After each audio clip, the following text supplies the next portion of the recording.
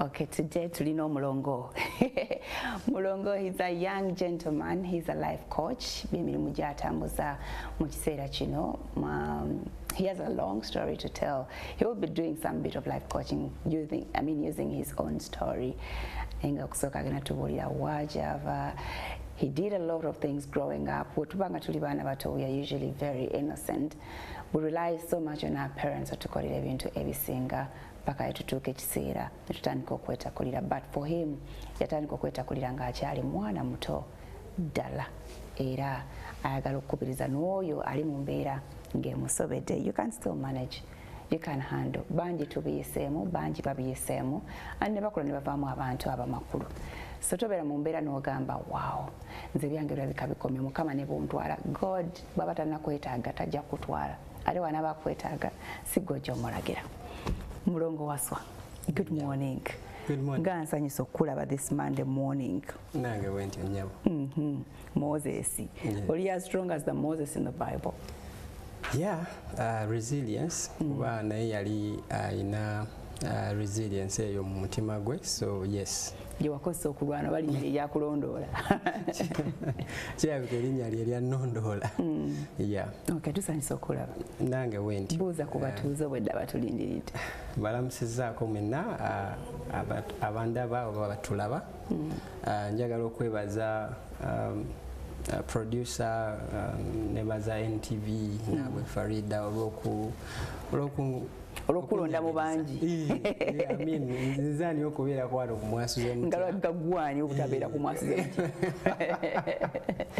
Nga gwani. Njagala okubeebaza mwebale nnyo mpozi n'abatulaba mwebale kwerekereza bye mukola ne mubeera nga mutulaba ssaawa zino. Okay. Bakuzaala Masaka? Banzaala.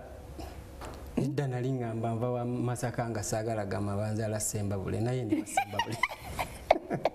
Ate obyononedde ddala. Ne tugatta Masaka ne Sembabule sayidi. Naye gye bayita Greater Masaka. Byonna bye bimu ffenna abali awo ffenna tuva Masaka. Greater tuba twewambuyizza baya. Sembabule sayidi. Sembabule ekifo erosi bagiyita Mbaale naye nga tuli mu Matete rulo. Waliwo vibrant town eri awo Sembabule bagiyita Matete. Nze ndi wewe Sembabule. Era olabikwa. Tetubula. Baga tuyina amaalo. Beerabira mbu amaalo ge bayita amaalo mpisa. Ate amaalo gagwamu kwegamba kubanga abaana bagenze basoma tugenze tubangulwako. Tetuyina amaalo bo be bayina amaalo tebatutegeera. Culture yaffe gye bayita ey'amaalo. But anyway, he's here, Moses Wasswa. He is a life coach and he has to share his story growing up. So Sembabule gye walabira ennaku? No. Sembabule bwe nali nga ndi wa myaka nga 7. So omu ku basenga bange najja nagamba kantwali nagamba abazadde bange nagamba kantwali ono omwana mbereko naye. Ate omulongo ye namuleka? Omulongo wange ye namulekayo ng'ali waka. Kato na Kato? Kato. Naye nga tulina abalongo bangi. Mami wange yazaala abalongo emirundi 3. Wangi? Mama gyali? Ogenda kumpa ku namba ye? Kale tunaawukana? Okay. So ye yasigalayo then nembeera ne... Lwaki senga yalonda mugo? Simanyi yali fate nga abazungu bagamba. Simanyi ngeri gyakyogera mu Luganda. Ndi omu ku bantu abataagala nnyo okutabika Luganda na Luzungu naye engeri gye mmanyi ennimi nnyingi bambi abatulaba nansonyiwa. Omanyi ennimi kyenda? Manyi ennimi nnyingi. Manyi Oluswayiri, manyi Olufalansa lwe nasomeramu, manyi Olusoga, Lugisu, manyi Olunyankole, Olunyarwanda manyimu katono. So manyi Olunyole, Olugwere, so manyi ennimi nnyingi. Kikyobuziiga otya? Is it deliberate oba otambudde obadde before bingi nga wesanga ennimi deliberate? Actually kiri deliberate kuba nange njagala nnyo okuyiga ennimi naye bwe nabeera mu East ne anti oyo gweŋŋambye senga gweŋŋambye East ntabike nnyo wali ennimi nnyingi so ng'omwana omuto kyali kyangu nnyo okuyiga. Okay. So senga n'akutwala?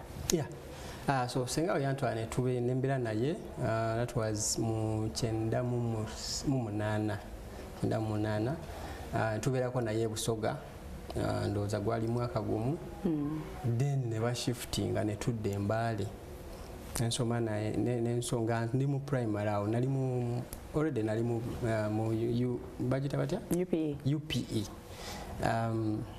so nga nsoma naye already we nali ntuuka mu P4 nendaba nga ampisa bubi ate nga already when naviire eri ewaka nali nyina hope y'amaanyi kuba nali ndaye baganda yange nga tebasoma nengamba ewaka tewaliwo sente no I think waliwo sente ziri minimum z'abaana okusoma naye engeri edda abazadde abamu tebawangayo omutima tebakitwalanga kikulu so nga abaana bw'abeera tagenze kulunda nte oba alina okulima so awo neŋŋamba ngeri gye ngenze ne anti wange nja kufuna chance esoma naye nagerega surprised nti no I think yali alina rango ne tata wange nayagala ambonereze so nabeera nga ampisa bubi tampa mmere yankuba n'ekintu ekitaliimu ddala ng'olabira ddala tekiriimu nga sobola akukuba bino ebintu biraba ku mawulire naye nze nabiyitamu ng'omwana ne bakukuba n'akutuulako n'atakuwa mmere n'akuyira obuugi bukuwa obbunywa n'abukuyira naabe Daddy teyamanya about the rango. Why would he let you go in such hands?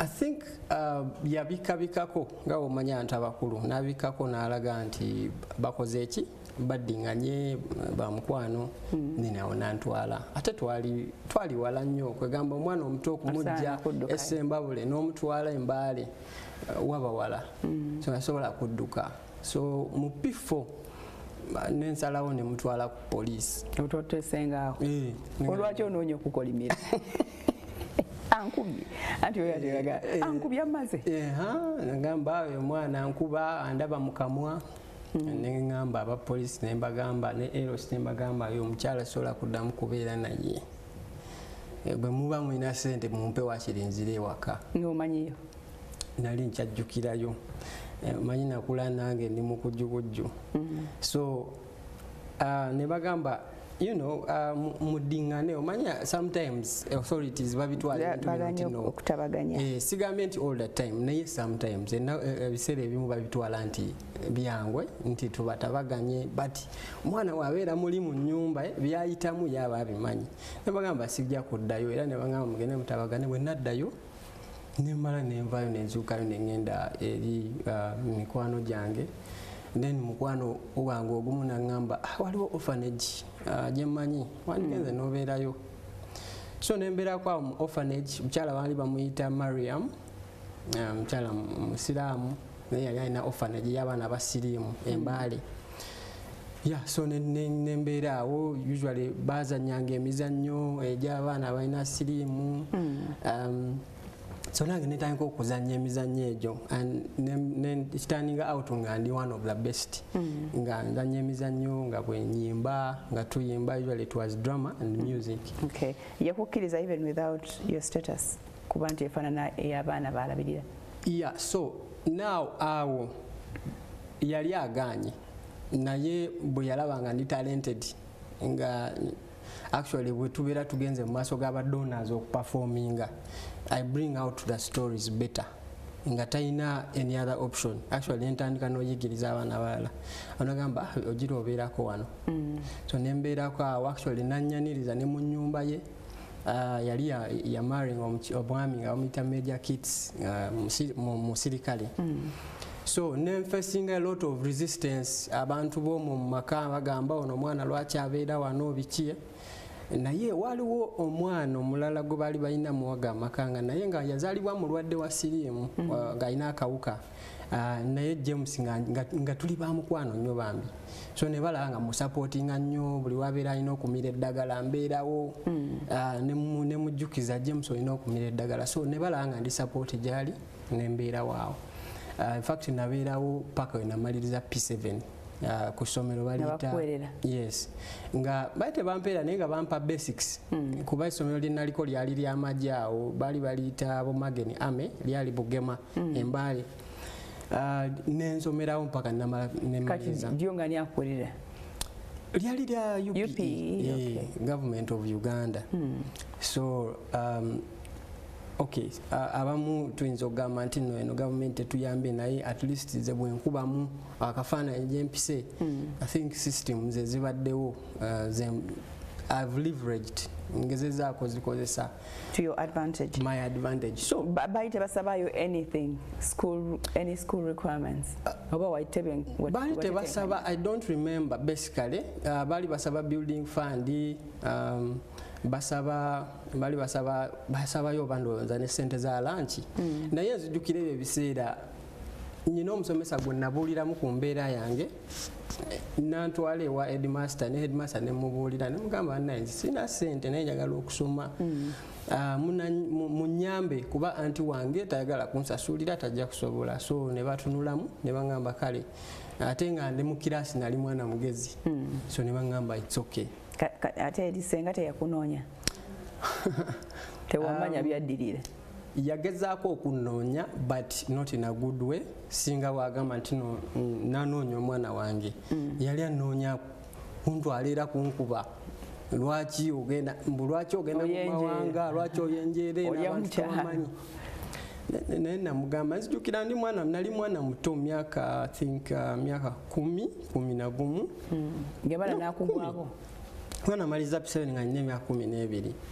ne mugamba sigenda kudda wuwo byakusanga wa orphanage oba kusoma ku orphanage ne mugamba sigenda kudda wuwo actually ne police yennyini LC negamba oli omukyala gye nali mbeera nti labirira oyo omwana anamaliza P7 munoonye ewaabwe so ebyasenga ne mbiggalawo so after P7 omukyala alina omuntu gwe yawa obuvunaanyizibwa okuntwala ewaka nembagamba nze nkyajjukirayo kasita munaavuga emmotoka nze nja balagirira waliwo omukyala yali mulokole nga balina kanisa balina mission eyo eyesembabule nga balinayo agundi amakomera kwe batwalira emmere so ne batekinga advantage ne bavuga ne bantwala ewaka nembalagirira actually ne tutuuka okuba wagenda luli ne senga wali toddangayo nali siddangayo wali 7 years nali 7 years 12 yeah ndayo n'emyaka 12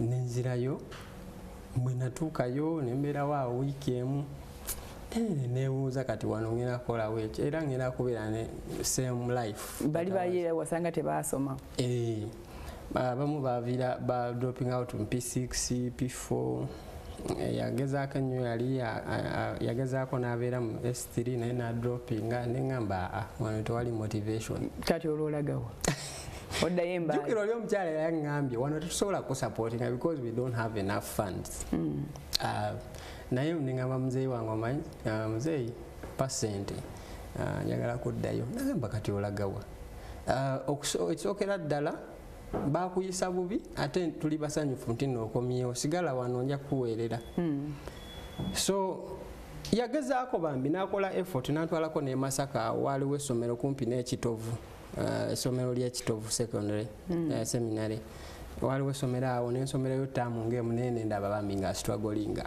school fees biki mugamba mpa transport nzirayo embaale amangu ago okooyeeyo tewaliwo sembabule tewaliyo amasomero ga senior sembabule evudde wala by the way I can say nti sawa zino wayinza okuba wali amasomero kubanga ebintu bigenze bikyuka naye ebiseera ebyo bambi tewali walungi nnyo nti noosobola okufuna essomero mpozi ngaera ng'ogenze Masaka era baali balina kasente nga baweereza abaana e Masaka so nenzirayo embaale omukyala yali ali awo nga owa orphanage agamba ate gwe taatera okomyewo gwomuto kati okomyewo okukola ki twakuzaayo mugamba nkomyewo kuba eri sina hope egenda kusoma so bwe naddayo nendaba kugamba nga embeera yekyuse omukyala takyakwetaaga kugamba I think talent yali eweddeko oba yali kati afuye nange saamunenya alabika yali talina bulungi finances naye ng'ate yali alina family resistance abantu be tebagala mbeere waabwe waka so it was an extended family ng'abantu abaliwo bangi nnyo so gattako omwana omulala ate gwe tebamanyi si wa musaayi gwe ate si wa musaayi gwe tebamanyi naye ye nga yali anjagala so ne bampushinga out nentandika okubeera ne mukwano gwange mukwano gwe wa myaka emeka mukwano gwange nasoma naye P7 nangamba gwe jangu tujja kubeera ewaabwe waka naye era yali mwana musiraamu bali bamuyita Rajab. Okay, katusoke tumulemu katono nnyo obwire gwe ne Rajabu ani awerera munne. We take a break to the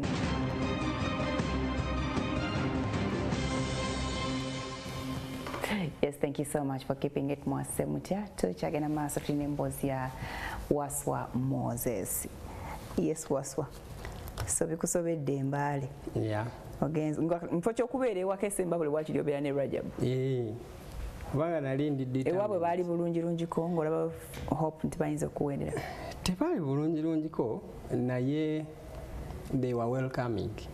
Kyekyali ekikulu nti ne bwe twalyanga akawunga n'ebinyeebwa nga mukalya naye nga waliwo nga tukalya naye nga bazadde be tebalina buzibu nti oba ate ono Wasswa akola ki wano, ate nga baali bantu be nali simanyi completely naye because mwana waabwe yali aleese mukwano gwe. Kati bwe yakutuusayo mu maaso gaabwe n'agamba ati n'agamba mukwano gwange wuno aze talina wakubeera tubeereko naye wano nga bwakola ki nti bazadde be baalagawo. Bazadde be gye bali. So awo wennyini omanyinza obwongo bwali tebutuula nali ndi muto naye nga tebutuula njagala okusoma so nengenda embaale mu tawuni nentayiko nnoonya essomero gye naasomera senior 1. Rajab ye yali afunye admission. Of course ye yali yafuna admission. Bazadde be baali bamusasulira so bwe nagenda embaale nenoonya essomero nendifuna naye basically promise yali nti nja kusoma nga bwenkola kukola ki kusomero. Yes. Watuke wa headmaster n'omugamba ki? Namugamba ndi mwana munaku sirina sente naye ate nayise bulungi nali mfunye 8 nafuna 2 nga mfunye 8 in 4. So nemugamba nakamba wasomye bulungi nemugamba ndi mwana munaku sirina wadde na admission fees naye nsobola okukola. Ogenda kukola ki? Bampa ebiyigo okirininganga after school ebyabayizi. Tekyali kyangu naye nga nyina okukola okirininga ate nentambula okuva embaale mu town nenzirayo egundi ebugema waliwo gye bayita ku mukaaga abamanyi embaale bamanyi olwo lugendo lwowaavu ebugema. Waliwo kilomita nga waliwo ziyinza okuba ziwera n3 so nga tutambula naye waliwo abaana abalala baali batambula nsinze nzekka atambula erisomero lyerimu ne Rajab mwe yali ye yali mu Mbale SS. Mbale SS yaliko ya bbeeyi ya gavumenti naye nga balina sente ze basasula. So nensoma senior 1 nali ntuuka mu senior 2 nembaako omukwano gwange nayogera naye yali ali Makerere nga yafuna admission first year. Nemugamba naye njagala somera Kampala. Ate kati bwekyusiza ng'okooye okulongosa ebiyigo. Walongosanga ebiyigo buli lunaku? Yes, every day. You can imagine that feeling. Obeera wakayingira senior 1 wabeerawo mikwano gyo awo teenage age kabuuka katandise twagala bwala buto kulaba your age mates naye nga nyina obirongoosa every day. Oyinda ne basooka bagenda? Yes. Sometimes nga banzijamu na ssaawa 9 ne bagamba jangu ogenda okola ki? Gundi eddugala. Toilet eddugala jangu okirininge. So bwe nayogera ne mukwano gwange yali mulokole nga batera okukola missions bapreachinga Embaale Makerere wa ngamba yagala kujja Kampala naye osobola okunsuzaako eyo ewuwo gy'osula mu Kampala ojja kukolayo ki? Kufuna ssomero Kampala nze nga mpulira Kampala wali standard ate nga nsuubira nti bwe nzijja Kampala nga wonalaba Abannayuganda oba abantu abagamba nti bw'ogenda mu America obulamu bwa buwedde fumbo otandika okubonaabona. Nemugamba njagala kujja Kampala nagamba sooka olindemu nange ndi student wensula awantu watono nnyo siina wengesobola kusuza so wayitayo emyezi ndowooza gyalinga 6 namba nakomawo Embaale nagamba okay wagamba oyagala kujja jangu ate nali mu church gye nalimu nga naye mwasabira ate nga nkola praise and worship nga ndi mulungi nnyo so nagamba muli ndowooza nalowooza bwe namutwala Kampala bwe tunaba tukola missions ajja kukola praise and worship So that is how wali obiyigiddewa. nali mu church, waliwo church gye nalimu, natandikira mu Sunday school ne manya joininga main choir. Nenfuuka ate omuyimbi omulungi mu choir.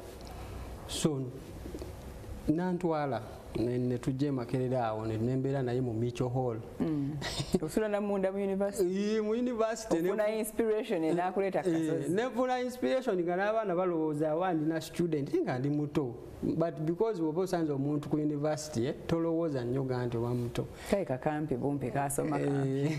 So kakeera. Nengendanga nabo mu missions naye one day ne mugamba omanyi nkimanyi nti olina school fees nsasulira nange sirina naye ate njagala okusoma. Mpaayo ku transport ngende noonye essomero. Bali wabasiibula? Nabasiibula ne bagamba ngenze Kampala. Ne bagamba bambi genda tukwagaliza mikisa. Ntuuke Makerere ne mugamba sigenda kola mission zokka netaga okusoma. Banali ntuuse mu senior 2. Kate saagala awo emba nkoma. Ne mugamba mpa transport.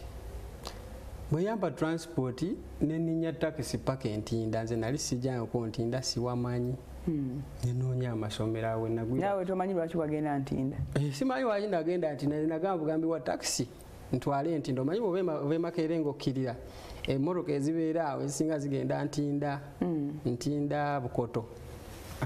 Ne banvuga paka Ntinda. Bwe natuuka ku stage nagamba nze nkoma wano. Ate ntandika okunoonya ebipande eby'amasomero, ebipande kyebiri wano. Nendaba East High, nendaba Ntinda View, awo nendaba Paland Elisa. Kati we nagenda ku Ntinda View.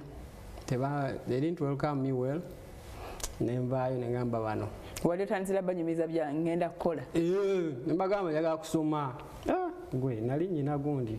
Wali olina bidi? Nali nyina confidence. Nga simanyi na bwe kisoundinga, nti oba kisoundinga kityanga ndi innocent. Nga simanyi bwe kisoundinga eri headmaster oba omusomesa. Watuuka nga obagamba njagala kula headmaster? Njagala kula headmaster.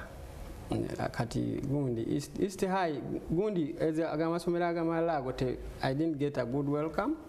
Sigamba nti mbuleminga omuntu yonna buli somero lina engeri gye lirwaningamu. Then nesembayo nesome bali bayita Paland Elisa maaso eyo ng'olinga agende kulambiro. In fact agamba kubo kati bagakola saawa zino.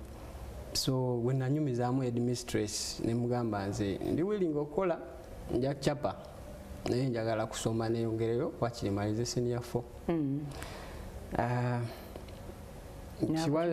Natunuulira. Around that time ndoza walinga 14. Yeah, nalinga 14 nga number 15. Nagamba ojja kudda next week saawa zino ndi busy. Next week nenkomawo ne musanga nagamba naye kana akaana kali serious. Bwe yakugamba ojja kudda tewatawaana kudda kugenda kusomero ddala? Walinda next week? Because engeri gye yayogeramu yampa hope. Yampa okukiza ngamba naye omukyala ayinza okukola ki? Ekyobuzadde kimulinye. Ekyobuzadde kyakamu ekiri. Kwegamba nakisoma muli munda mu mutima gwe. Nengamba leka okutandika process endala okunoonya essomero eddala. Let me try this one. Paka ndabe gye kinagwera. So nenkomawo nengamba leka n'akaana bali mukyala mumitabayi bamukita Mariam. Kati ennaku zinakola ne Buganda Kingdom. So Madam Mariam nengamba okay, nabadde ndowooza osaaga. Osobola kukola ki? Mugamba nja kulongoosa ebiyigo omanyi yali experience yange. Nagamba kati kulongoosa ebiyigo ojja kugattako okulima school gardens. Mugamba tewali buzibu n'okusaawa nti tewali buzibu. Ne mugamba ntandika ddi? Mugamba tamu eggulawo next week. Walina uniform? Nali sirina uniform, so nenzirayo wamukwano gwange Makerere ne mugamba goyina mission olina gundi abantu baba missions. Bagambe nti twafunye essomero at least batuweeyo ku uniform. And it happened ne ba contributing ne nfuna uniform ne nfuna yawo case ey'ekigundi. Wali ogenda mu Kisulo? Mu Kisulo. In fact bampa Kisulo, so nengenda. Netandika okusoma nze nali seefiirayo ku byasimanyi nga pocket money sibimanyi. Olinda kawungako n'obuugi? Olinda kawunga ate essomero ebiseera ebyo byali akatandikanga ddala mu butuufu oli akawunga n'owulira nga kyekyo. Naye nze nga ndi with it. Abaana abamu ne baŋŋamba nga bambuuza naye gwe wakola ki? wena punishment ya mwaka gwonna kiki naye nga nze manye ennaku yange bampa bateekawo tica nga alina okundabirira okulabirira kyenkola saa 9 babeera bakyasoma n'okusoma gamba ssebo gwe jangu okakinge app engenda enongoosa enima. It was hard. Olima nnimiro kikaaki mulimu ki matooke? Waliwo ennimiro awo ku ssomero yalimu amatooke, waliwo ng'oluusi balima kasooli, naye okulima kwali si kwa bulijjo kubanga ng'olima then n'olinda omuddo eguba gukomyewo, naye nga wali eri mugunde. Naye nga wali walimako? Nali nalaba bulayi bazadde bangeri gye balima, naye nali nalimako actually ne senga wetwabeere Bugiri. Baye waliyo ennimiro za kasooli nnyingi ne lumonde embooli. So kwele essomero nyinza obutanyumya buli kimu kyaliwo, naye essomero nasomerawo paka senior 4 2007. Awo ne ngamba so I think I need to move. Waliwo era mukwano gwange emboozi yonna njo ngamba mukwano kubanga I think Farida wotuusaawo kimanyi nti emikwano gitutwala mu bifo bye tutandituuseemu. So we need to make as many friends as possible. Okukola emikwano nti omukwano asobola okutwala muganda gwe azaaliwo naye kyatasobola kutwala. So nalina mukwano gwange nga asabira ku Ntinda Church of Uganda, St. Luke. Bambaye bamuta James nagamba Selma Christian School balinayo okusaba bagenda kugulawo essomero ate oli muyimbi mulungi jangu olidinga praise and worship. Nengenda kusaba kwali kwa nako ssatu. Oli mu Escholo? Awo nali ngenda mu yakutaano naye nga ntudde waka ttaamu 2. Niwaki? Polisi bali bakugula. Wali eri bangamba yali eweddeko. So ntudde waka ttaamu 2 ne mugamba ndengamba mukwano gwange wemakere mugamba kangende nkole ki nyimbe. Bwaddayo madamu Walisa okumusaba weyongere paka HSC? I think sijja mu blaming anti teyampa. Mind yange yali emovinze on kati nga njagala something better, njagala essomero erisingako. So bwe ya hesitatinga then nentule wakatamu 2. Tewakiremerako? Naye nga already mind yange yali activating the next move nti kati olina okugenda ofune essomero eddala. So kati zino terms ebbiri ze watuula tewagezaako kutambula mu masomero labo bana? Sagezaako kutambula naye nyina mukwano gwange gwe nakopingako notice ng'asomera ku Ntinda View nga mujjako notice nenkopinga nga simanyi na combination njagala kukola naye nakopye manyi nali njagala kukola physics, chemistry ne mathematics. So ezo tamu ebbiri saali ku ssomero. So when nagenda ku Seroma nenyimba bulungi nnyo, I led praise and worship. On the second day director w'essomero bamuyita Mama Seroma, bannannyini ba Seroma Hardware. She's a very very kind woman. Basechidde. So najja ku olwo actually basomesa abaana bangi okuva mu north okuva ku bursaries. So najja bwe yajja ku second day mu praise and worship alina okubeerawo kuba eri ssomero lyatayagala nnyo okusaba. Kati gwe wagendayo ngaani? Bantwala butwazi mukwano gwange owa ku Church of Uganda ali mukwano gwabwe. So nantwalayo nangamba ojja ku leading praise and worship. I took the opportunity nenyimba naye nga muli ekintu kingamba bw'oyimba bulungi ogenda kufuna opportunity etelinga your story eyogera ku mbeerayo. So bwe yajja on the third day ku makya manyi twali tusulayo ne mu meeting ako compound nagamba nga oyimba bulungi muvubuka osinza, in fact yagamba osinza bulungi. Ekibuzo ekyaddako nambuuza naye osoma? Awo ne ngamba wadda kino kyennize, wadda nnize omuntu ambuuza kino ekibuuzo. So ne mubuulira sitole yange yonna gyenvudde wange sisoma kati saazo ndi waka. Nagamba omanyi wandiika ebbaluwa osabe basale ogitwale mu basale committee, director of studies. Nze sinza asalawo nzekka tujja kulaba. Olwo wafunye meka quest for? S4 nafuna 24 actually nze yali yasinga mu senior 4 kweli somero mu Palandisa so ne yogerako nangamba wandiika maama enkya nakera Bukeezi ne mpandiika olwobeerawa kakati wa mukwano gwo kali nave wa mukwano gwange wegundi owe Makerere ningende wa mukwano gwange wegundi wakati naye Makerere abayavaayo ningende wa mukwano gwange wa ono wa Church of Uganda yali abeera Mukono Uganda wabasekide asi Muganda yali mukwano gwawe kati nembeerayo ewuwe ate wali kumpi n'essomero so nempandiika ebbaluwa nampa transport nenjitwala ne wayitawo wiiki 2 time yali etandise ey'okusatu ne bampita already abasomesa bali bagamba ono mwana alaga wa biki atudde ewaka for a long time agenda tutawaanya nengenda naye jjukire no basari yote yaliko condition nti nyina okukola oba ki bagimpa nga bwe nali because I was talented ate nga ndi mwana yeyogerako full bursary nensoma ndi emmere teryango ba mu kisulo tamu eyokusatu baali basala abaana abatasomye bulungi actually nzijukira na choosing PCM nakola PM entrepreneurship it was so hard nyinza obutayogera buli kimu naye kyali kizibu kuba nali somye jukira masomero ga Uganda it's like bwobeera omaliza senior 5 gundi ebeeweddeko syllabus ya A level so nenkopinga notes nensoma tukada terms bit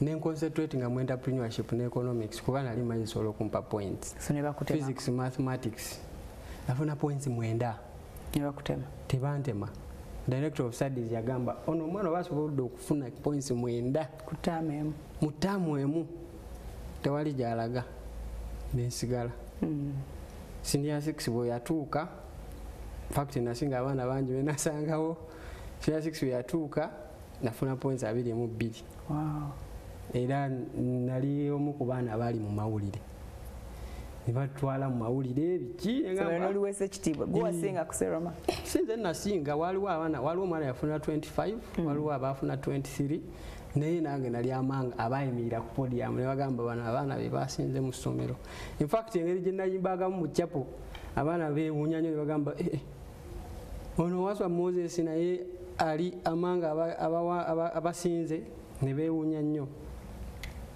but surprisingly safuna government sponsorship I think oba wasaba bubi courses yes eyinza okubeera nga yali career guidance italiiwo oluusi sometimes so nze nali ndaalidde ku njagala mechanical engineering njagala bino ate nga ndi mwana mwogezi nnyo ndi mwana ali expressive singa nali nfunye omuntu aŋŋamba nti naye lwaki tokola arts teekamu course gy'onaafuna saafuna government nembeera so devastated namala wiiki nga 2 nga newaka webasi webaka wani gwo munaku yebaka mukwano gwange ya James actually nali muyita Uncle James kuba yali yansingako obukulu oli wa Church of Uganda yali ategeera embeera gye nali mpitamu nti actually nali na depression just like nali muto nga sibimanyi I went through depression as a young man so but I picked myself up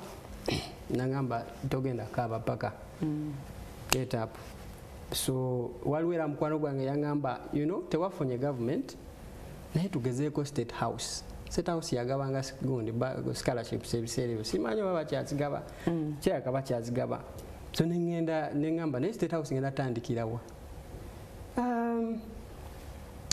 yangamba balina office wano ku parliament biseera ebyo balina office yabwe eri ku parliament nengamba ngenze ntya ku parliament nze omunaku waabwe but nenkera ku makya nempandiika ebbaluwa simanyi na gwe nali ngiwandiikira ne bagamba gya addressing eri permanent secretary biseera ebyo permanent secretary yali Ameria honorable Ameria Kyambadde nengenda nengiwandiika nasangayo omukyala mu office nentambula nempitawo confidently biseera ebyo baali tebasaba na ID by the way twali tetuzirina nabalaga gundi ID y'essomero nempitawo nengenda mu office nasangayo omukyala welcoming abagenyi nemugamba nzize wano okusaba gundi State House scholarship angamba ova awaka ndabiriza otsizo baluwa ogirese nembimuwa byonna agamba nga wasoma bulungi lwaki tebakuwa mukyala mutoro naye nga she was very kind ngamba lwaki tebakuwa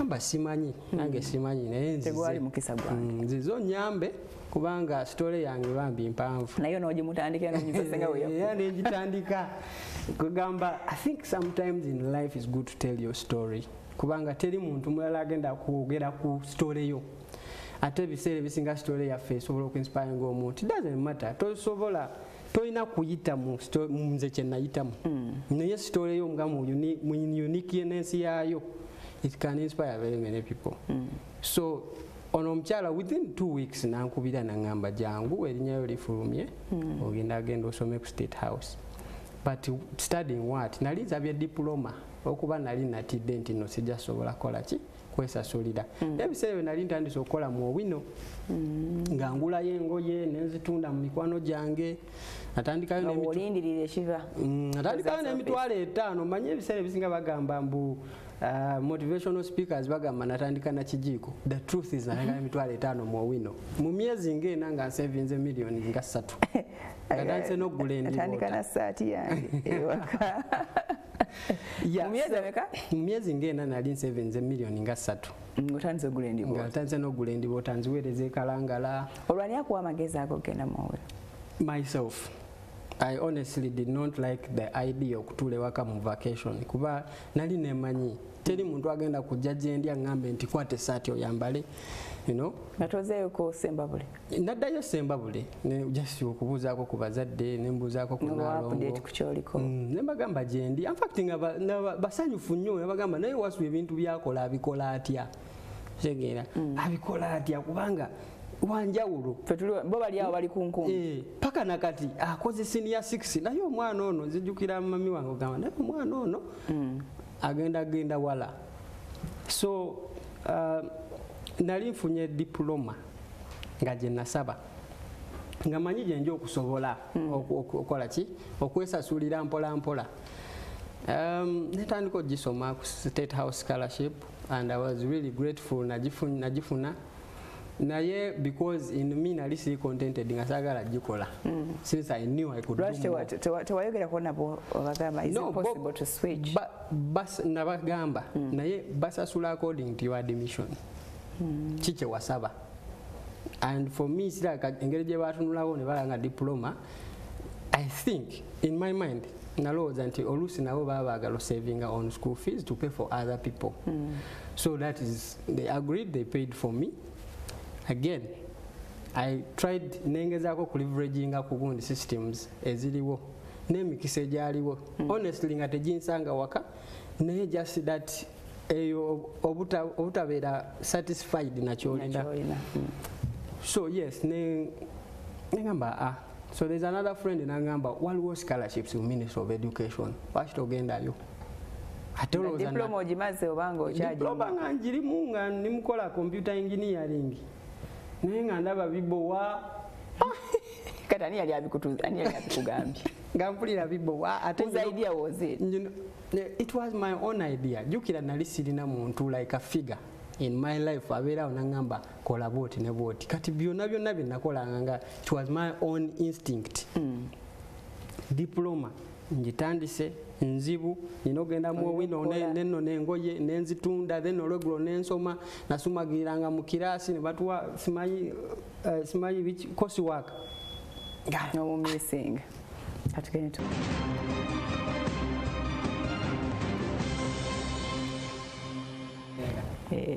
okay, thank you so much. Tukyagenda maaso tuline Moses Wasswa olwo byasaba kosi gyasaba okusoma etandise omubowa twalowoozaako business kansooka njireke concentrating oba nayo ng'ogyetaaga nnyo wali otandise okupangisa nali nyina mukwano gwange gwe nali nsula naye nga tusharinga rent business nali sobola gireka kubanga yali facilitatinga jukira campus teringa primary school oba secondary school obeera olina ebintu byeweetaaga nina okwetaaga transport agenda nali Kyambogo transport agenda ekyambogo nali neetaaga okulya nali neetaaga okupangisa hostel kumpe ne university. So nepangisiza nga business gyenkola empa sente ezipangisa nempa lunch nempa kibuli kimu. So nalinga sobola gireka. Naye course actually when natuukira awo nentandika okwezuula neŋŋamba naye ndowooza siri muntu alina kubeera mu engineering. Yes, ndi talented both ways, sobola okola sciences naye neŋŋamba I think I'm better off doing arts. Akuba nali neesibye mu engineering. Ebiseera ebyo gavumenti yali egamba twagala abantu abakola engineering abagala agundi sciences. Ate ebiseera ne ku kyalo Sembabule olina okuvaako nga gwalina engineer w'ekitundu. Ebiseera ebyo gavumenti yali epushinga nnyo kubanga twali twetaaga talent in sciences, in engineering, mu basawo.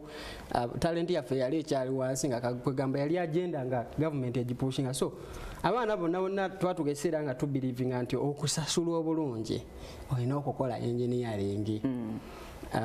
Which is not the case, but of course when government is pushing an agenda they try bagezaako nnyo making sure nti ba reaching out. Na kiri understandable nti abantu bali talent yali wansi nga beetaaga ojambusa. So awo mukwano gwange nangamba waliwo scholarship eziri mu Ministry of Education. Nengendayo waliyo scholarship za UK, Turkey, naye Turkey zonna zaali already taken. Nga waliwo ya Algeria. So I applied. Twa-applyinga ndowooza ntubiva nako. Twa-applyinga gwa musanvu. Then results zafuluma amanya gaffe gakoma mu December nga nze nabiva nako nga ngambye okay. Ndakola diploma. Biganye. So towards December amanya ne gafuluma ne bankubira. Waliwo omukyala baali bamuyita munjukira yali musiraamu. I think I've had a blessing with my Muslim friends and you know. So nankubira nangamba yali bamuyita Madina. Nangamba gweka Wasswa wa applying ino scholarship neto yagala genda jangu mangu yagala genda nali saga kubanga waliwe sasula ticket yali about $1,200 awenonyeza visa ne passport nga sina kyenyina kwebyo kati nenti yani muganga sijja kujja sina sente ngamba kitawo mangu wano singa scholarship wajirekero omwana omulala jetaaga. So marugamba it was a science course na usually nga botuuka eri olina okukola Olufalansa then no choosing a course yoyagala. So nengenda ku Ministry of Education ngamba why I applied nemigo osanga nyinza okufunayo obuyambi.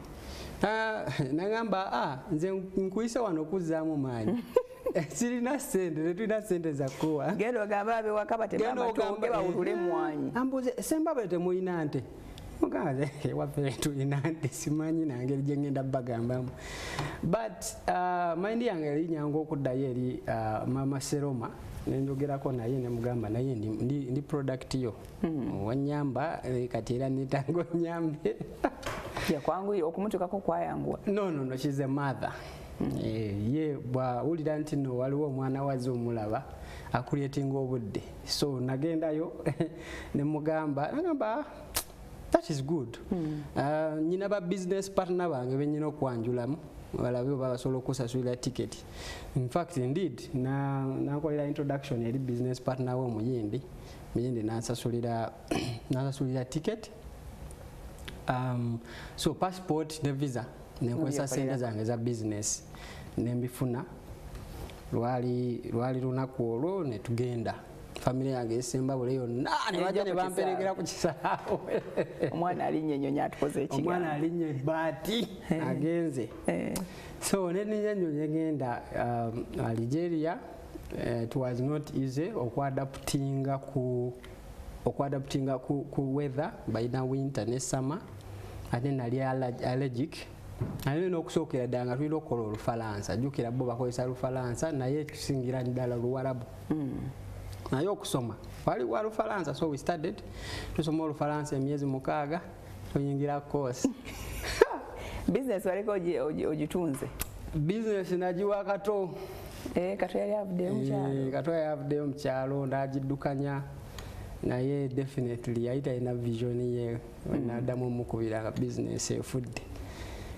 So ne nsoma Olufalansa namala Olufalansa ne tuyingira course ng'otuuka muli ne bakubuulira Olufalansa nga professor ayogera Olufalansa n'ogamba maama nnyabo but course ki nali era njagala kukola engineering kye bayita engineering ya gundi ya computer kye bayita informatique mu Lufalansa informatique bale ngene wali obikoyi anti nali ngenzeeko abroad kati nga mmanyi bajja bisomesa bulungi nga talina pressure ya business you're going to concentrate njagala science informatique naye system yaabwe ne batunuulira nasoma bulungi economics nyina A entrepreneurship A physics C mathematics B ne bagamba abino ebintu bino wabisoma bulungi nnyo genda okole ki economics nengena nekola economics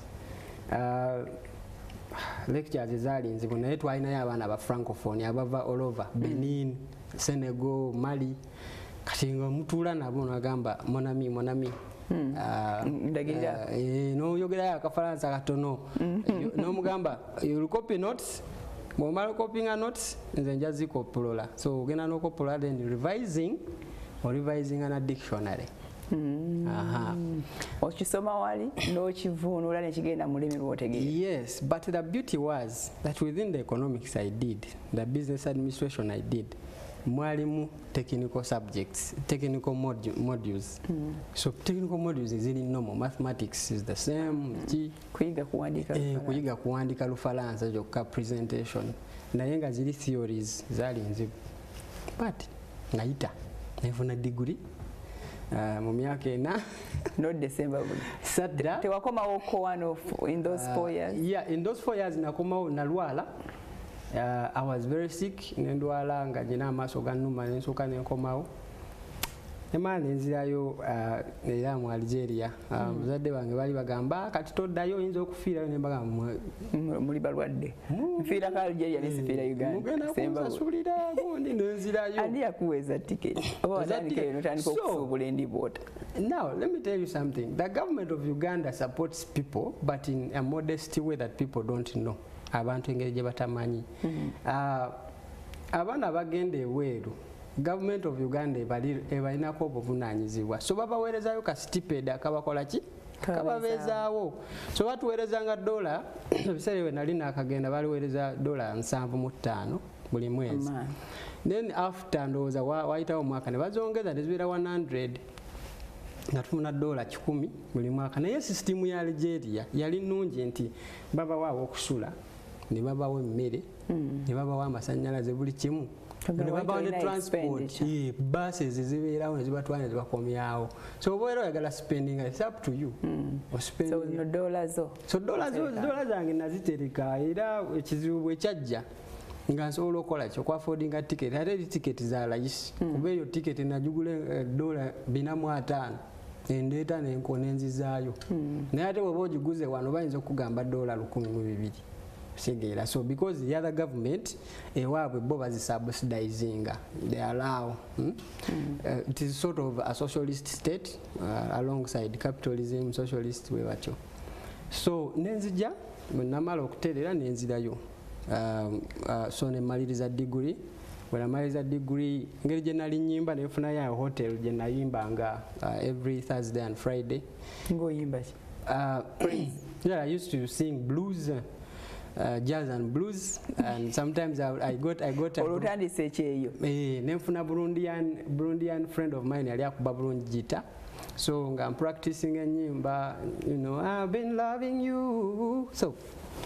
nengenda nenyimba nga bwenfuna buli lwaggulo nga bampa $5 nga tewali mwangu naga sidda Uganda nsooka nembeerakaawo naye nenfunayo ko n'omulimu gwena okubeera human resource officer mu kampani emu because nali manyi Olufalansa n'Oluzungu so nga nsobola okuinterpretinga kuba baemployingangayo n'abaana abava mu mawanga agali francophone yeah so it was easy nensoma nga bwenkola nenziramu nenfuna gundi opportunity ekola masters ebiseera ebyo twali tukola masters nga bakukkiriza naye kati bazistopinga you first come back nosabaira mu Ministry of Education noloka noddayo kati wagisoma nga weewerera still it was a scholarship eya wano kuba wano scholarship eyo yali eri continued ebiseera ebyo nga bw'ova wano osobola okukola masters osobola okukola degree masters ne PhD bw'obeera olina that patience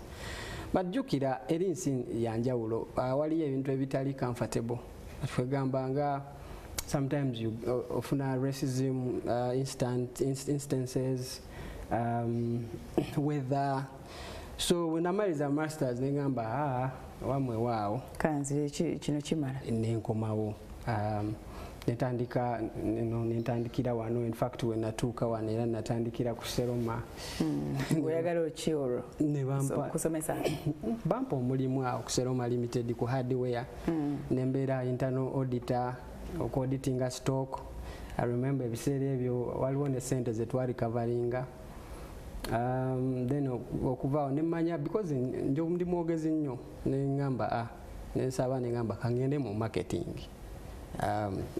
at degree level na majoringa mu auditing nine ngamba asagala kubeera mu bitabo nnyo angende ntunda naiko tunda nno ne bampa ne branch yawe ekiwatule nenkyusa figures nezibeera nnungi because the masters gye nakola yali rich yali mu human resources ne marketing so nga nsobola obikwasaganya ebibiri so when namala nengamba nenga I wanted to learn to be a consultant so nensaba ne mugamba nanyini Seroma mama Seroma ne mugamba I'm going so ozungolaga I'm moving because now there's one thing waliwo ekintu kimu bulamu nti tolina kubeera kusettlinga ate nga maama ye yakitegeera agamba no it's okay genda of course kyamuluma because nali among the best talents naye nagamba genda so mwana olina omuleka n'abuuka nolaba gyanatuuka so neŋŋenda olwokena tandika office eyo no nasookera kufuna agundi nasooka kufuna some experience with some consultancy firms nga tukola recruitment training awo nenyingira mu training nenyingira mu naye before that bwe nakomawo because of what I had gone through negamba ndina okuinspire nga abaana abato abavubuka so netandikawo program nga ngenda mu universities okugabira okukola career guidance okubabuulirira abaana abato ngenda mu secondary schools ngenda masomero agamu gendagendamu yali Ndejje nengendako mu Mengo nengendako Makerere University so mbadde nga mbikola actually it's one thing kyensobola okukeera obukezi nengaagatomera oli muto yes so and one of the things kyembadde nkola actually is also work career guidance for people who are working muntu wabeera ayagala okukola for example interview ayagala kukula in leadership ebyo byonna mbikola one-on-one career guidance in fact yesterday nafunye good news into one of the people gwe nakola naye career guidance 3 weeks ago yafunye omulimu gwe yali yagala promotion a very big job yampereza ka message agamba you know what I got the job so you guided them on nemba guiding you know it takes quite a number of things omugamba how is the work politics who is the influencer, what are the influencers, how are you doing, what are your results right now, ebintu bingi so nentandika ogwo omulimu gwokola gundi coaching and career guidance because it's his passion nkimanyi nti waliwo akyetaaga banze we nakyetaagira wali tewali asobola kukimpa naye because simanyi na resilience gye nagijja Allah yankwatirako okosa bulamu obwo so mukama nenkozesa just nga always wabeerangawo idea ejja nakati idea ejja negamba kati kola bwoti so 2020 edda nenda ombuuze ku bya politics ate mbadde mbimanyi oli politician olimu olupolitics yes I mean naye wano wonna senga omujjukira kuba ninga mulaba senga is the reason you like this so at a certain point nagende wasenga nimulabako naye because nga bagamba nti no ensonyi zireeta obusungu nangoba yagamba yakusenza luti nangoba ningamba naye kati ongobedde kinze kubuuzaako so nangoba from that impression gye nafuna ningamba why at what stage ngobudde Algeria ngamba mukyala kanne mwesonyiwe akyabeerayo embaale And for me nze simunenya kyonna kye yakola, it's because mukama kye yali anjagaliza era ayagala kimpushinge. Ndowooza singa tekyaliwo era ndowooza singa siri wendi, kuba kati right now ndi musajja asomye, ndi mufumbo, nina abaana, ndi responsible citizen. Ate njagala nange mbeeko ne myaka gye ndeka mu bulamu bw'abantu. Okay, so remember 2020, what happened? Yeah, so ng'ovaayo nga weesimbawo. 2020 olwo otandikiriza okugwa. Ntandikiriza. It was an opportunity. Usually when nali mu Algeria negamba ndowooza obufaananyi obulaba wali eri nga nyambadde bukofiira, naye negamba bannaye ku mukisa gwenfunye waliwo yawo awo nga ndine Mr. Bedi Wanika nga tuli twagala kaadi bakuma kaadi sirina gwendenya politics aba politics saagala nakwogera bingi kubanga sometimes oyinza okunyiiza abantu ate abandi kuyambye, naye awo nafuna chance neŋŋamba olwo ekirowoozo kijjawa.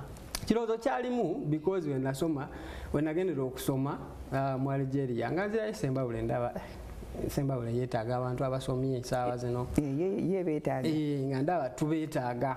Ate ebiseera ebyo mwami Sanku Kuteesa yali MP nga Sembabule yonna kumpi ne bagenda ne bagisalamu, kati ne wabeerawo Anifa then naye not Anifa, wabeerawo batebamu North ne South. North ne South. Kati awo ne ŋŋamba naye nange nsobola okugenda, awo nali ndowooza politics omala gayingira.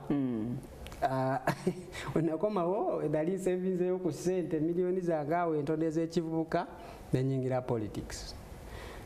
Samuyingiramu naye nze nali nyinamu inspiration muli nga ŋŋamba nsobola okuchanginga some kind of leadership. Teweebuuza, still you went with your instincts? Seebuuza. Nayogerako ne baganda bange emikwano gyange ne bagamba okyagala ntomera. Nentomera nenyingira. Era last year naliyo waliwo abangamba genderamu NRM. Ngenda okulaba NRM constituency yaffe nga tetunda kubanga jjukira Madamu Anifa Kawoya yasalamu constituency eyo boogimanyi ng'alaba ya opposition n'asaba bagisalemu yasigala eri gye bagenda omuwagira mu NRM eno nga opposition. Ngamba NRM tejja kutunda, mpozi nga njagala kukola mikwano. So kati nange ne mpushi nga njagala kaadi, naye kaadi saagifuna because nayo yalimu ebirumira bingi, but still nendemeramu mu kalulu. Because it was important. Nengenda DP bampa kaadi. Gwe yali akuwa kaadi ye nanga gwogera naye? Because what I wanted was first of all DP yali ekuwa miliyoni 3 ez'okwewandiisa neŋŋamba kati miliyoni 3 zino osobola ozisevinga neŋŋenda. Saayagala kubeera independent because independent obeera awo ng'olinga mwana mulekwa. Bwe bannyima neŋŋamba kasita abasinga mu NUP nayo era baava mu DP ba mukulu mpuuga bonna. Mu DP wali alina bomanyiyo? Ali sina bemanyiyo naye nagenda ne meeting. They were desperate to have a candidate. Bali desperate kabeeta candidate. Naye nengenda ne meetinga mwami Nobert Mao ne abasigadde awo abakulembeze ne bangamba it's okay you go. Nenyenda nesigala mu kalulu, I made my mark. Ate ne mpulira muli omanyi that satisfaction wali towangudde naye nogamba environment wali ogiraba along the way. Wanasigenda kwangula kankolewo erinnya nalyo yali talina kadi ya NUP nga tasobola wangulawo kuba n'omwami wa NRM yatekamu ssente nnyingi naye teyawangula because NUP umbrella ali ekutta akati. Ate nga bw'okimanyi me am an objective politician. Siri bantu bagamba ate NUP biki. No, this government has helped me study. It has helped me give me everything I get. But bwe wabeerawo ekikyamu nsobola okyogerako naye ate wabeerawo n'ekirungi nsobola okyogerako, so ndi objective. And the reason why I wanted the card is because yali empisaawo to go in parliament nensobola okukola ki okuputinga views eziyamba omuntu wa wansi, kuba omuntu wa wansi kituufu abeera n'ebintu byeyeetaaga era n'ebintu byeyeetaaga okufuna naye because awo mu system awo bibulirawo neŋŋamba let me take my innocence sobole okuweereza. So tekyaliwo tekyasoboka but kyensobola okuwulira Farida nti nakola emikwano mingi in fact right now I'm friends with quite a number of MPs. I'm friends with Honorable Shats Musherure muwala wa Honorable Kutesa, quite a number of people. In fact ba stakeholder besembabule abasinga kati Wasekikubo ate MP yakuwangula Namugga I think nagezaako okureachinga out gyali ndabanga bagamba okusika ekitajja diba lya nkoko so oyinza oddikutula ate yakuwangula ate nga lwaki yandibadde tajja. No, the thing is tuli banjawulo ye I think I don't know she got so busy oba tayagala kwesembeeza muntu probably and I'm standing against next time. Are you coming back? That's a question for oyagala kugenda kusigukulayo taata wange beeka byali. No, kyenjagala saawa zino is impact and currently what I'm doing is my coaching work, my human resource recruitment work, but naye n'ekirala ndimukola a lot of activism on oil and gas, not the negative one but the good activism of promoting emirimu oil and gas ne ECOP particularly eyo gundi pipe ya ECOP egendo yita ne Sembabule. Nikola a lot of activism kugamba abavubuka ba getting involved, nimugamba abavubuka ba registering companies zaabwe babeere ready. So I'm trying to make sure that you're establishing presence that side. Yes, so no establishing a presence no college no kuba career guidance bagenda kuganyulwamu ki ne ewaffe anti nsibuka eyo gye wali ogenda ku representing. We still need a lot of sensitization era nyiikira because nabaddeyo the other weekend nga n'ensuku zaffe zennyini zeeraliikiriza. We are there gye tuli tetulina mirimu tukaaba but even the things like land between we can't take care of. Yes, now kati waliyo n'obuzibu politics yabayingira mu nnyo buli kaseera babeera bagamba kimu ffe tulinze gavumenti so ekyo abantu balina okukyejjamu. The government erina projects ez'enjawulo ye ng'omwana alina okulanga bamuwaddeeyo gundi career guidance ya resilience osobola kufunawo omukisa kuba nze teri yaŋŋamba nti nokola bwoti nti oba UPE nti oba ki naye somehow you found your way. I found my way. I was motivated and that is the same motivation I wanted abaana abato abavubuka abalowooza nti buli kimu kigenda basanga waka basobola okukola ki okuvaayo. Nze nagenda mu politics not because nali kugundi emu nti njagala kuwangula but also nawangula in a way that nakola connections ez'amaanyi nendaba abantu ab'enjawulo nsobola okukubira omuntu ne mugamba ndi wano ono Wasswa Moses nga bammanyi. So it is about bintu byakwenyigiriza. Teri agenda kugamba mukyafaida teri muntu agenda kuva eri akugambe nti bibino byoyagala omulimu gwetaaga guguno oba ennyumba gye weetaaga yino every day it is a test ebe kibeera kigezo. So ekyo kye twetaaga abavubuka balina okumanya nti tulina ovaayo ne tumanya nti bawulira when you talk to them bawulira. Yes, era bawulira bafunamu. So it is important tumanye nti no this is our time kubanga omuntu wayimirira ne batuwa simanyi World Bank statistics simanyi Uganda Bureau of Statistics ne tugamba nti tulina abavubuka 68 ku 100 population ya Uganda. Then tukozeewo kinga abavubuka kubanga ne Bible egamba nti mu maanyi go ng'omuvubuka mwona afunanga ki ekyokulya naye abasinga twagala gavumenti eveeyo tugambe nti yino program tugitaddewo. Zino program weziri well ezimu teziri well implemented because of maybe some glitches in administration naye weziri naye ate size zokka tezituuka naye n'abakulembeze abakuvaayo okukulembera abantu nabo bennyini simanyi kye tugenda bakolera. Actually I think they need activities zokola more even than the local people because ebintu bine engeri gye bibulira waawo. So kati currently tuwumulemu tukamao please and go away. that is the direction you should take. Somebody is coming to do this for me, somebody is coming to do this. What are you doing? Opportunities find you, yes. You're ready for them. Yeah. Sakalulu kakuba tekakumala munyo amanyi. Yeah, kalulu. Draining a financial. Yeah, draining a financial. In fact, nentule waka emyezi ngena asina sente nagwamu. In fact, nemotoka yange kabula kata police ejikwate. Lwaki? Because twa campaigning anga opposition definitely. So atenga police bali kwa alert during that time so bakwata buli muntu gwe balaba. But nakavamu ndi mulamu bwe bugagga wennyina nakavamu actually and I appreciated what politics is. I appreciated nemmanya nti akalulu katambuzibwa katya government yonga government mu kalulu eba yeetaaga ki kubanga yonga government bwebabeera kwegamba tebakutaddeeko kasubi niwobeera opposition nnyo nga bakwagala nnyo oyinza obutafuna basalawo sifa abalonzi betugambasalawo abalonzi basalawo yes but there is what they call stakeholder.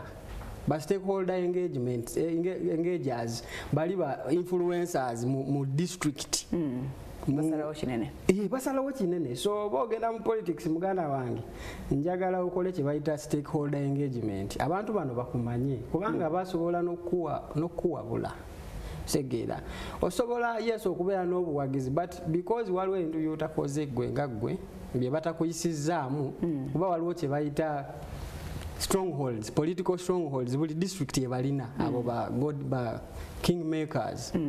So nayiga ebintu bingi mu politics nenyiga ebintu bingi nti no waliwo actually opportunity fengafe abantu okugenda okwenyigira mu bukulembeze tosobola kubeera awo ng'okaaba buli kaseera abakulembeze betulina bakyamu abakulembeze betulina tebatuwa kino abakulembeze bava mu ffe tubasinga. Yes, naawe genyini oli mukulembeze you get involved from your LC ne wooli saawa zino sobola okubeera kakiiko ka LC oba jasi n'obawa amagezi wabaawo ekikyamu no so otandika mpola mpola.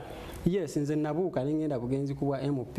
In fact abantu bagamba luno olulenzi bannaye nga lwesaawo abakyala bagamba bannaye olulenzi olulungi nja kuwa kange kuba oli mulungi leo kukakana wafunayo bumeka okukakana ate agamba ekyo naye nga nenda mugabo amugamba nja kulonda kuba oli mukyala munnaye. Yes, that is politics. So nayiga obutanyigira bantu actually nawe sawa zinatulaba waba waliwo politics for example wokolera mu mulimu gwo mulimu ngati wano kweni TV waliwo kye bayita waka politics. So all you have to do is either play in a most favorable way, not hurting people, or you let the politics play you, because suddenly it will play you and you find yourself out of the organization. So the first thing is to appreciate the politics. Appreciate who are the influencers in the organization. Bwomala okumanya influencer amanyi power evawa, then you can know where to do what? To stand, who to approach, who to befriend. Yeah? In French we say réagir. You cannot reagir unless. So once you know how the politics plays, the leadership, you know most times it's the leadership, but sometimes politics overweighs the leadership. But when the leadership overweighs the politics, an organization is stable. When the politics is so much, that's why you see people running out. So if you still want to be at NTV, then you need to play, or playing politics, or engaging influencers. Nobeera mukwano gyabwe naye ate nomenga sure tenabantu abali under you nabo oba influencing mugundi mu ngeri ennungi. So that is the experience gye nafuna mu politics ng'omuvubuka. But you're ready to go back? I don't know if I'm ready to answer that question, but sawa zino ndi more of actually identifying the political influencers. Ate essaawa zino Faida nja kuwulira mazima nti ndi focused nnyo ku opportunity oil and gas njereeta. In fact olabye ndooza bali mu kuorganizinga wano gundi stakeholder engagement by PAU munansonyiwa wekabanga kalango naye yes oil and gas elimu presenting omukisa gw'amaanyi and for me okulaba nti ne ECOP gyeri egenda oyita Semba buli mwezo district teri presenting agundi yokka mwezo district naye the countrywide. Farida nkubuuza company yo eri registered ku NSD National Supplier Database oni bonna abali registered bagenda okubeera ready to achieve kubanga obeera toli registered kijja kubeera kizibu okola business ne oil companies. I think there is a lot of money inti newobeera oli small supplier still ojja kufuna omuntu gwosobola okukola ki okuguza kyotunda oba services oba goods. So nimugezaako kola activism eyo be ready chance ekusange obeere ready chance ekusange eri ready. So on ground nimugezaako okumobilizing abavubuka okubawandiisa okubamanya abanaakolanga casual laborers abanaakola batya farmers but also my fellow educated people like Farida. So you need to know that oil and gas is here. Naye bwe naabeera nga tutandise okuripinga gifunamu otya gwe ng'omuntu tuli eno tuliyinze beeyi y'amafuta kwesala egenda kwesala eyinza obuteesala leero kubanga tukyalina Russia ne Ukraine zirwana tukyalina supply chain problems because of COVID tezinatereera ebyuma ebimu byali byaggalwa so byasavisingibwa ebyamafuta amafuta gayinza oba gakyalinnya paka nga mu kanaana. So but ebyo nga tubivuddeko omuvubuka wooli wonna. How did you rise up again? From politics. Akalulu kakubi. Akalulu kankuba. Sisobola kuwa straight answer naye so nasooka nembeera employed oba company yange da losing aba clients nensooka nembeera employed. So well, up to now, still the company is still down and I'm still in employment. But hopefully, muma seyo kuba try to call team building, also recruitment and payroll management, career guidance, coaching. So I'm picking up myself slowly. I'm in a very, by the way, I'm in Ndimu Chifo Echirunji, very good place right now compared to how I was. Akalulunga kakagwa mu January 2021. So I have still picked myself up. Nkola engagement conferences, nkola one-on-one coaching, and do a lot of networking. Nkola networking. Era bwe nva wano definitely ade tubadde tu meeting ng'oyo kumpe number yo ne twogera ntugamba today wafe Semba bule tukozeeyo ki. So networking, also networking is very important kubanga ofuna abantu abenjawulo. I network on social media but also physically. How I got to be interviewed leero is because ndi very active ku LinkedIn. I tell LinkedIn erika abantu abakozi abantu abasomye you know opportunities nyingi. Yes, opportunities nyingi. I have over I think ngenda kuweza about 11,000 followers. So 11,000 followers on LinkedIn is a big deal kubanga obeera interacting na corporate people. People who are in corporate world, selling your services, obagamba this is what I do, and I'm consistent. Just like I see you're very consistent on Twitter. So what must they know? First of all, mvubuka nga tonnatandika kintu kyonna ky'okola olina osooka okwezuulako. Gwe nga gwe mvubuka. What can you do? Who are you? First of all, otandi ovaawa. Abavubuka abasinga twerabira gye tuva n'otuuka wano mu kibuga n'otandika kukuba kiraabu n'otandika kunywa njaga. Well, osobola okunywa omwenge, but ask yourself, nvaawa? Mbasemba buli. Totuuka wano ng'ova kyannamukaaka ne weefuula w'amaanyi. Abalinga abayina ne bakubuzaabuza. Bojja wano beera mukozi, beera muntu akola emikwano. Tova ku mulamwa. Ate weetaaga kubeera mu Kampala wokka. Ne mu byalo gye tuva. Era nabo bayetaaga okubeera ng'osigadde oli mukakamu ne weemanya ki ky'oli. Kwanza nasooka kwemanya. Mmanya nti ewaka wali buyambi sina ngeje ngenda somamu then ntandika okubuildinga kasita owemanya then no defining wetaaga kulagawa. First point yange nze nali njagala genda Makerere kuba ebiseera ebyo nga buli asoma agamba njagala genda Makerere. Wagukira Kyambogo? Nengenda e Kyambogo namala ngenda Algeria nenkola degree nali simanyi nti waliwo omukisa okukola masters nayo nenjikola nenkomawo nengamba kati omuntu anansaba masters njirina. But actually I've not used that masters. Nti nkozesa magezi genda ja masters nesina we nali ngenze ngamba masters yange ino njagala omulimu. Kati tandika. So njagala tandika. Up to now nchayina eyo mind yekozesa. Ne kali kawagambye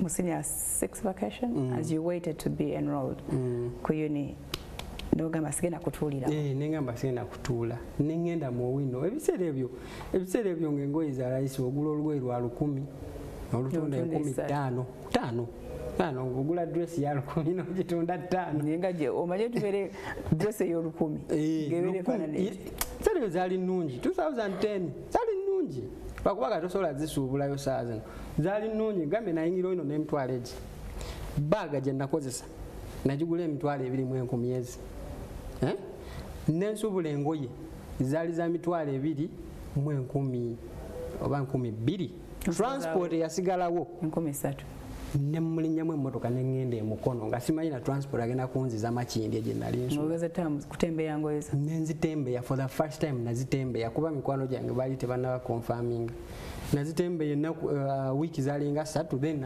mikwano gyange basangika okumanya kyenkola nentandika kati okukola points of sale nti bwe ngenda sitembeya nguza ba boutique buno ogundi obuduka obutono then nenguza emikwano already wabeerangayo ba Farida ngogamba kati Farida otuteyo ki uteteirero wendese w'amaanyi so nenkola and sina gwe nasaba 10 mu vacation sina gwe nasaba gundi abantu rent sina gwe nasaba mmere within 3 months 4 months nga saving million 3 million 3 actually zanyamba ate processinga visa biki okugenda okusoma.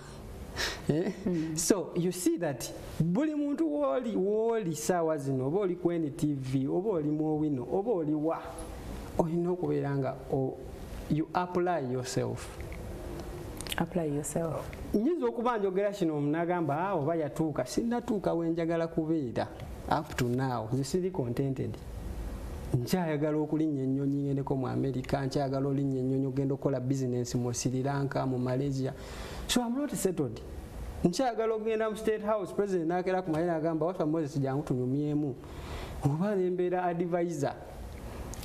I want all those ndi mu dreaming so gwenga gwali awo asoma oba oli wa P7 nga gwandaba it is possible ekirooto kyo kyeki you know what do you want to do toyina kubeera awo buli kimu ne bakugamba so ennaku zino tulina system nti abaana buli bwe bayita mu system y'essomero ebayigiriza taking instructions they do not create teba creating instructions zaabwe so tulina moving out of that. Nego wakozesa waita mu same system. How did you beat that? Naita mu same system. Like you see we are different. For me I sort of have an informed, my mind is always creating. I'm always creating what is the it's next natural move. In you. Yeah, it's natural in me. Naye waliwo abaana kitali natural. So abetaaga mentors like us, abetaaga people to speak to them, parents. Mubeera olina abaana Farida toba twazi mu international school. Talk to your children. Manya abaana betaaga ki, talent zaabwe zeki. Nsobola mu supporting antya practically. Kubanga school ends somewhere. Naye abaana tulina by introducing her to business. What do we do? For example, for you, a very good host, TV host. Is there any of your girls or boys that is also picking up on the same? Ngosobola tuza ngamba kati kamera yino katuruninge. Tandiko hosting nebe hostinga mwawo. You're giving them those practical skills nti banatuka mu katale k'emirimu tebagenda kusaba kubawa mulimu naye bagenda gaba omulimu. Ne waba atandise nga ddala atandikidde mu mulimu. But still their mind will still go back to kwerowoza mangu nvaamu ntya kati nvaamu ntya ngende nkole. So that is the most important thing. Omuzadde alina saano kyalina okulowooza anti Uganda for kugizimba tulina gizimba na practical skills, tulina gizimba n'abaana bali entrepreneur abaagala okukola business. Well, the corporate machine has to run. Yes, nayo ne corporate machine yeetaaga abakozi, yeetaaga abantu abagenda okukola. Yes, ate si ffenna nti tuli made for business. No. Mulimu abantu abakola obulungi mu mirimu. So saagala ompuliriza ogambe nti kati olwofa abakola abali mu mirimu nga ne bwaggulawo ogugwe on the side nga gugaana naye ng'asobola okwekiseeringa mu mirimu gy'akola mu mulimu gwe oba manager project manager oba ki n'alinnya rada, which is good. So saagala obeere ng'ompuliriza ogambe ate kati ffe mulimu abantu abamu nga they do well in a controlled environment. Nagamba kati tulina kola project bweti kati beera ku kamera kati kola bwoti, naye mulimu n'omuntu agamba nti nga bwe nnakwatanga kamera wano ku weekend out of my boss's work nja kukubangayo ku bifaananyi fune ku ssente, ate oyo kati aba afuuse entrepreneur. So ffenna tuli banjawulo, naye ekisinga nze pain ennimu nti abavubuka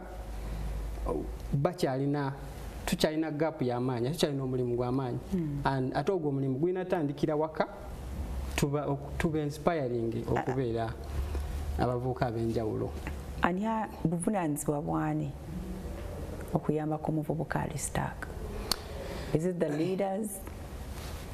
Is it the muvubuka himself? I think is it the parents? Nge Buganda bwe bagamba nti mayinza ndi musajja originally ndi musajja Munyarwanda naye culture ntwala ya Buganda kubanga nkulidde wano taata wane kitange yakulira mu Buganda tamanyi Lunyarwanda. So mu Buganda tugamba nti omwana tazaalwa omu, omwana azaalwa abantu bangi. So responsibility teri ku government yokka, responsibility teri ku muzadde yekka, responsibility teri ku community yokka. Kyova olaba bwe tulekera responsibility ne tugiteeka side emu ebintu bingi ebikyamu bibeerawo. Nti bw'ogamba nti gavumenti yalina otuwa kino, gavumenti yalina otuwa amasomero, gavumenti yalina okukola kino, ate nga erina bingi ebyokukola kiba kikyamu. Ate bw'ogamba nti omuzadde yekka era akole akwasaganye era kiba. So it is bagiyita gundi collective. Yes, it is a cycle and it is one thing feeds into the other. Naye n'abaana abavubuka babeera nga abubuse atandise okwetegeerera, naye kibeera time okutekinga responsibility. Namanya mama wange ali mu kubonaabona okufuna akasente okuntwala ku ssomero kangende nsome. Mami wange afisiza obudde okundagasa mu practical skill kambeerewo. Segera. So once your responsibility eri mu mwana n'omuzadde naye nalinga responsibility ne government nekola kyerina okukola. That is how we get good leaders. That is how we get people abasobola okubeera productive. So tosobola kera kumanya ogamba gavumenti tekoze kino, gavumenti tekoze kino. Of course opposition politicians will always tell you that government failing wano yeko. No. The thing is it has to be collective. Banga some opposition leaders also nabo babuuza nti no kati gwokozeewo ki babeerawo just taking advantage mawulire biki but opposition politician yasobola okuyimirira n'agamba zero project njitaddewo olwasinga talina kyasuubira naye most of the time bateekawo olw'okuba babala 2026. Most of the time omuzadde wagamba nti no oba asomesezza muwala wagamba oyo nyina mufunamu ente bwe ziti. No, that is wrong. Beerawo atandikira okwo whether agenda kuyamba already okuriyetinze ki nze mulimu abantu bennyamba ne mbawa career guidance ne mbayisaamu buli kimu interview nagamba kati nkusasula sente mmeka ngamba no, you don't have to pay me. Okay, as long as I have the time then creating a netwogera nenkuwa career guidance unless if we nogikozesa nekwatayo nojja appreciate obanga tukoze you've come to me nga wetaaga service ngamba kati netaaga coaching services aho nyinza ogamba you pay me this much for an hour. And the most people that reach out to me when they especially nga mwana muto atandika butandisi career yakafuna omulimu bayagafuna omulimu, I don't charge them. Kugamba tuna meeting maybe ku wetu meeting over ku skies over what you buy the coffee. You need my time, buy the coffee, don't pay me. Ngatukola go on the session maybe for 1 hour and I leave. And then I tell you olina okumpa feedback otuuseewa kikyoddako oba applyinze mulimu ki oli mukola business so I follow up. Yes, because me I know where I've been. I did not mpise mu mikono gy'abantu naye ate most times saafuna eyo gundi nti omuntu atule nange ambuulire nti okola bwoti ne bwoti. So nze nkimanyi bantu bangi, baana bangi, bavubuka bangi n'abali mu mirimu gyabwe nga yeetaaga just someone okwogera naye ebigambo kimu bibiri spark ekole ki azukuka obwongo bukyamuke. Yes. Okay. So bw'ogenze n'ogamba omwana takuzibwa omu abeera wa abantu bangi ne wabaawo n'enkoba za mbogo zejja zokka mu bunya. So you be the one to push your agenda. Yes, and that is most of the time then bana abalala abatuyambako okukula ne bakusanga. Kyekyo kye ngambyeko nti nno naawe omuntu nga gwe olina otenga responsibility kubanga ffe mu balokole waliwo omuntu wagamba nsabiraako nyina ekizibu ekiti naye olina okwebuuza ye yeesabira omuntu olina okwesabira bameka bamugambye ensabira olina okwesabira then abalala bakola bagamba it's collective faith then osobola okuwona oba okufuna kyoyagala. So ng'omwana oba ng'omuntu ali mu corporate world oba mu business it has to be your responsibility.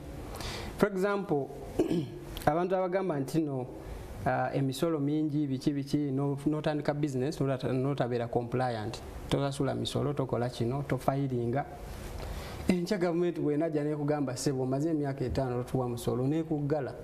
It was your responsibility to be compliant because once you're compliant awo ojja kufuna bigger business zibeerawo. Sigamba nino buli wobeera mugundi mu rough patch ti oba oli mu valley togenda vaamu. Life is a hill and a valley.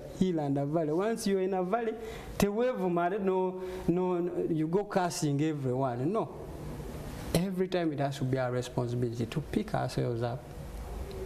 Not that some people might not really pick themselves up, and that's where friends come in. Our mikwano wejijira nti no kole mikwano mingi no groupinga tibano basobola okona asobola okwogera nange Farida bwembeera ndi mu kizibu sobola okugendayo ne munyumiza oba ebyamaka oba ebyaki mulimu emikwano basobola mubulira byamaka mulimu emikwano nga ye ojja mubulira bya business mwajja okuwa ki mulimu emikwano nga yajja kutola ssente akuwe ngambe business yange yokola bulungi kyekiganye gyantwogere kwatayo $2 million bwenaaba epiikinze ozikomyewo nga teziri siza manerenda. So eje mikwano eno gikola ki okugigurupinga nomanya no mukwano ajja kukola kino omukwano ajja kumpa business mulimu ne mikwano nga just refer business to you. Nagamba Farida olina events company ina mukwano gwange agenda kukola embaga kugenda kubeerako abantu 500 ate nkimanyi kampani yesobola jangu I've recommended you nogenda nochapa nofuna millions zo6 nosasulako abaana nobanga okozeewo 3 those friends abo gye bali ate abo tubeetaaga nnyo kubanga all the time tuli mu hustle tunoonya business. Nze abaana b'ebifaananyi most times bentwala for example tuba tugenze kukola team building for example Coca-Cola etuyise tugenze kukola team building mbona b'ebifaananyi oluusi mbalifalinga n'emirimu ne batamanya nti nze namulifalinga omulimu munene njukira mpayo winamba ngamba waliwo omwana yali atera okunkubira ngamba nkimanyi gwe wampeereza business eno kankweko sente nemugamba no in fact nzabadde saagala omanye n'okumanya nti nze nakoze eki nawe nakuweereza eyo business.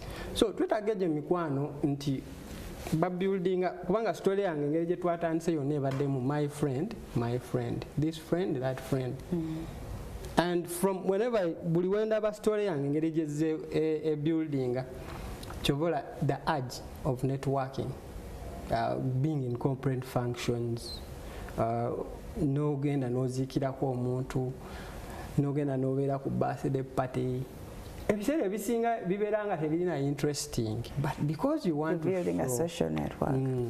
Nyina omuntu eyangamba actually nyina ekitabo kye nasoma Dale Carnegie ng'agamba nti buli lwogenda ku function yonna tovangayo nga teri ategedde nti wazze abantu bayitemu banyonyole who you are. Saba kazinda saba kukazindaalo nange obuuza ku politicians bw'obaagalira tasobola kuvaawo nga tebamuwadde kazinda. Yeah. So it's very Abatakoze. Yeah.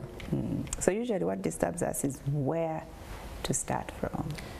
So where to start from is your question eba kibuuzo buli omu akyebuuza ntandikiddewa. Naye ate nga bwonna w'otandikira wabeera wano. Nga bw'okwata taxi n'ogaa kati ngenze ntinda. Nakutwata taxi ne ŋŋenda ntinda nga simanyi na ssomero kiri ŋŋenda kugendamu simanyi ani tewali muntu yenna gwe nali ŋŋenda kwogera naye. So sometimes you need to have faith. Wakwata application you know gitwala president's office. Nenjitwala wali toyina gomanyiyo. So somebody else is going to say waba nabani. Nagenda mu president's office. President's office ebiseera ebyo nzijjukira. Madamu Ameri yakyambadde yali PS. President's office sigendangayo. Kale tukusibule. Oyagala otumirako anti tojja kudda. Tumirako kato n'abalala abesimba bula batakuwa kalu. Engeri gye nzize wano nsuubira shows zijja kuba nnyingi simanyi. Ojja kudda. Oluusi wayinza okubeerawo abalala beneetaaga, but the most important thing is I want to thank the producer for the show olw'okubeera nga yampise okusharinga story yange.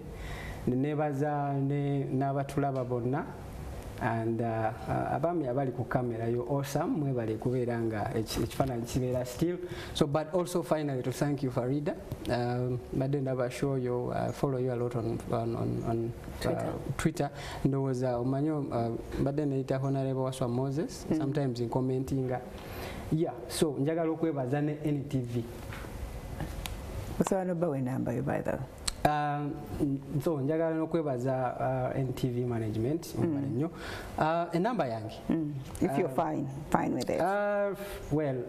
If you want to if there's someone oba oyagala career guidance oba oyagala looking to also give me business, yes, ndi mukozi wa business njagala sente. I want to host me somewhere. My number is 0750 87 2113. Jidde mumpulire 0750 87 2113. Yes. Olwona abaginsabye dda mugumiikirize. Yes. Kati lwaki otuyimbira kuba nalabye oli wa ttabbu mu kuyimba. Akakatono ke wasunyeemu wali Algeria. Tubeyo ka kapera tuve wano. Tutandike week ne mu high spirits. Who is your favorite? I like a lot of jazz and reggae. Okay. Katufunire akayimba kakosinga okwagala. What you've done to me, you better felt it. I felt so cool. You're so much that I felt it. I fell right through the cracks. And I'm trying to get back. Before the cool down run down, I'll be giving it my best. That's nothing gonna change. But give it all my best. Get it all into my tongue. But I won't hesitate no more, no more. It cannot wait. I'm yours. Wow, so when I'm stressed, I sing for fun. I sing at my friends' functions. It's for fun. Twaline white band in Algeria, but he came and pursued his career in music and in corporate business. Okay. But I use it even when I'm doing business, when I'm doing coaching, team building for corporate functions. I use my music. Okay. Yeah. Kale, thank you so much for sharing. God bless you. As always, see you.